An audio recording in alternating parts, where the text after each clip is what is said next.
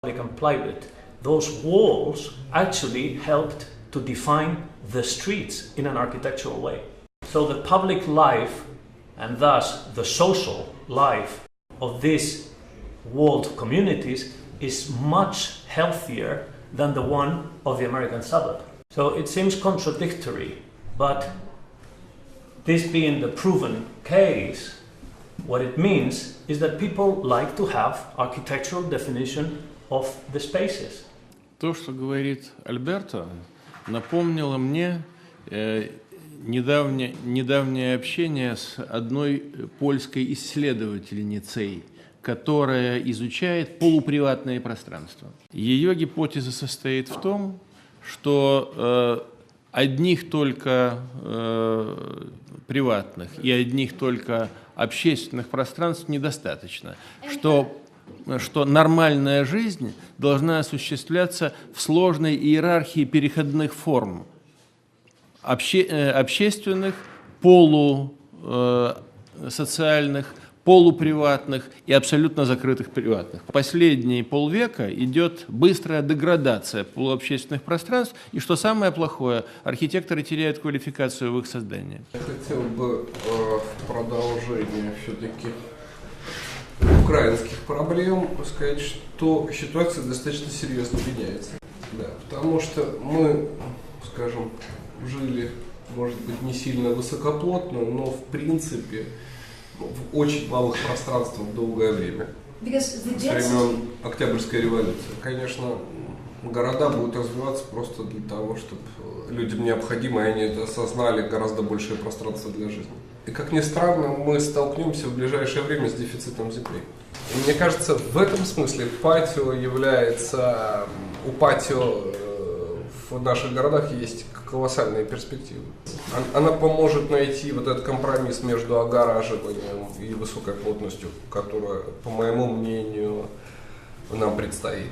Хотя стереотипы, в общем-то, традиции, здесь это дом, стоящий особняком. Исходя из моей практики, гораздо более комфортное и защищенное климатически и так далее пространство получается хотя бы в L-образных домах, которые, допустим, в схеме блокированных домов дают достаточно комфортные пространства. Просто всегда есть умнее пространство, чем просто блокированный дом, чем просто особняк. Если он стремится к патио, получаются очень рациональные схемы, у которых, на мой взгляд, колоссальные перспективы. Well, I think it also comes down to the economy of building, because patio is not the most economic way of building your one-family houses. So, of course, for private houses, it's not a problem. It's a typology that's working. But if you talk about projectly developed housing plans, of course, it's impossible to stack 3 floors in a patio house, because then you don't have any light anymore in your patio. So it means that patio housing is normally low, and it occupies a rather a bigger plot than stacked housing or row housing. I hate to disagree with you, but I mean, the statistics actually say that the patio house typology is the one that generates the highest density, not considering, of course, the skyscrapers, the high rises.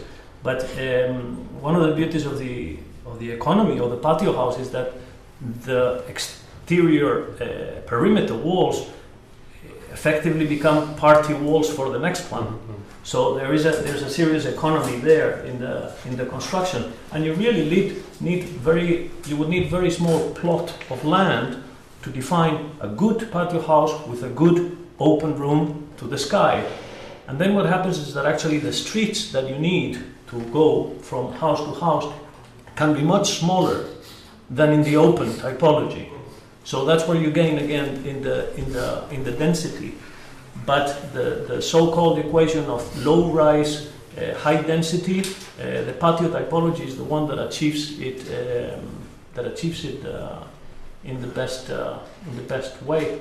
Я хотел бы еще отметить, на мой взгляд, это опять же из опыта жизни наших клиентов, где мы предложили близкую по типу лайфстайл к патио лайфстайлу, что коммуникация между членами семьи, когда вот эти общие пространства общего пользования семьи и еще сюда включается двор, сад, просто становятся гораздо более близкими, как бы коммуникабельность внутри семьи увеличивается в том числе. Потому что точно так же, как каждому процессу нужны пространства, вот патио является неким стимулятором внутренней жизни семьи. И это тоже очень важный аспект, то, что оно способно выполнить, кроме других задач. Неожиданный и очень интересный разговор, который, сконцентрировавшись на тематике патио, затронул разные стороны общественной жизни. Я хотел бы посмотреть немножко вперед и наметить возможное продолжение. Естественным образом мы сосредоточились сегодня главным образом на проблематике семейного дома. Как на место обитания общественного духа, на патио, которые превращают школу или корпорацию или соседство в одну семью, на такие вещи, которые в 21 веке продолжат традиции резиденции Медичи или монастырского клуатра. And I think that I propose that in honor of the host of the conference, we do a little critique of his beautiful projects. I would just like to. I thought about this house a lot because you sent it to me to New York, and I think it's a house that that represents very well what the soul of a patio house wants to do, which is both to be introverted but also to be extroverted. And to me you created a new, one more hybrid of the patio house, which is to have an enclosed patio but then to lift it in a bit of a voyeuristic way. A patio with a view, very interesting concept. And I like the fact that it is done with definitely a contemporary architectural language. It's minimalist, but it addresses all the issues of living, of the character of living in a patio house. What I mean by that is that sometimes minimalism, in my opinion, goes to the extreme that it responds to all the questions by avoiding them.